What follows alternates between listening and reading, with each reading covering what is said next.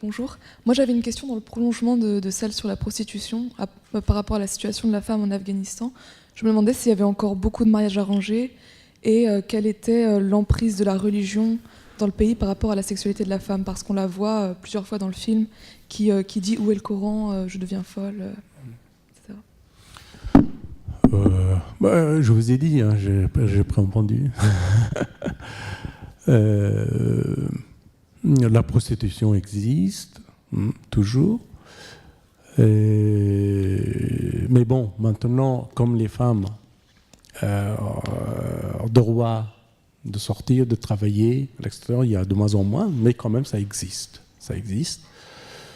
Et l'autre question, c'était sexuelle secrète des Afghans. Non, l'emprise de la religion.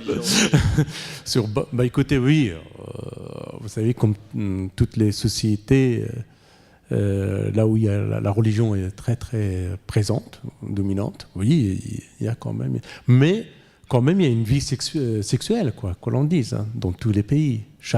On se débrouille très bien.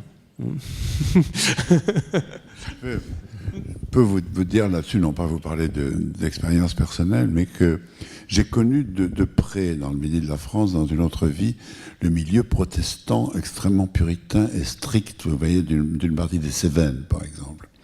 Il est extrêmement difficile de dire quelle est la vie sexuelle des couples dans ces milieux-là, des couples de paysans, des couples. Est-ce que c'est une vie sexuelle simple, multiple, compliqué, on ne peut pas savoir. Oui.